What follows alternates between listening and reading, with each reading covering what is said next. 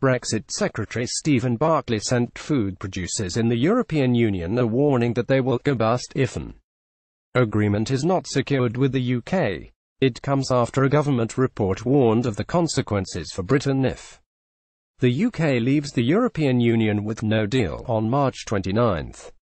He told Sky News, "We have been very open. A part of that paper yesterday is part of that transparency and openness. In terms of food suppliers, we can get into that. 50% of our food supplies are sourced in the UK.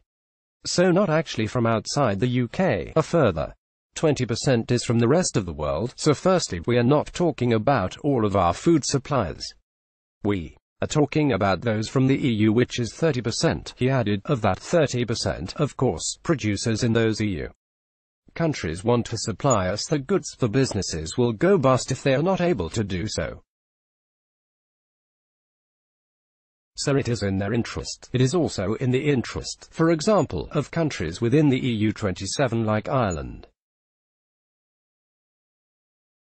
41% of Irish exports go through the short strait, so it is in their interest that trade is happening effectively.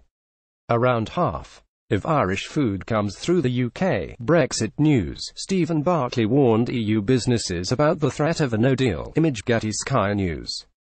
The businesses will go bust if they are not able to do so, so it is in their interest. Brexit Secretary Stephen Barclay, it is in our mutual interest to have a deal, which is why when you use the language you used about a deal not being possible, I think a deal is possible. We do need to address the central concern that Parliament had over the indefinite nature of the backstop. The Attorney General and I, supporting the Prime Minister, are having those discussions with EU leaders. It is in both sides' interests. It is in the EU's interest and the UK's interest to secure a deal. Asked later if a no-deal exit from the European Union was now off the table, Mr. Barclay told BBC Radio 4's Today programme, "No deal is still on the table.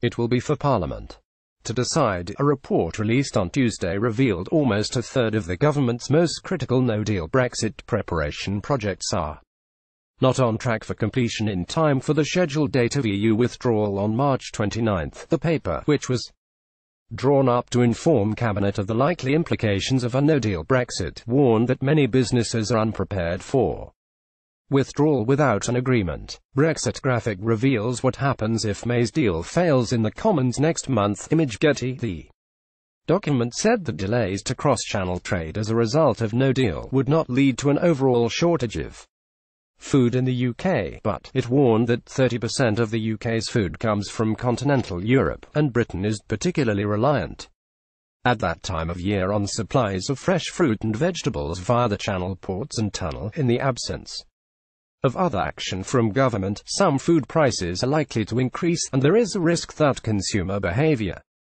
could exacerbate or create shortages in this scenario, it said.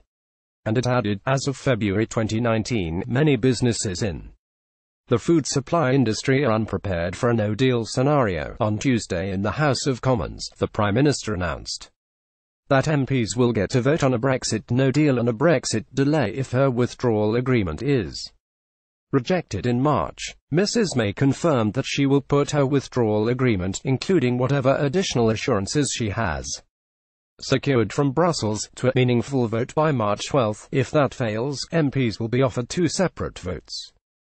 One on a no-deal Brexit, and the other on requesting an extension to the two-year Article 50 negotiation process to delay EU withdrawal beyond March 29. Mrs May told MPs, "Their commitments I am making as Prime Minister, and I will stick by them, as I have previous commitments to make statements and table amendable motions by specific dates." The prospect of MPs being able to delay Brexit has been described as an option on sanity by the CBI. The business organisation's Director General Caroline Fairbairn told BBC Radio 4's Today programme, "It is a small step forward to have a mechanism for delay. It feels like an option on sanity, if you like, because here we are 30 days out from March 29. Business is not ready, government is not ready.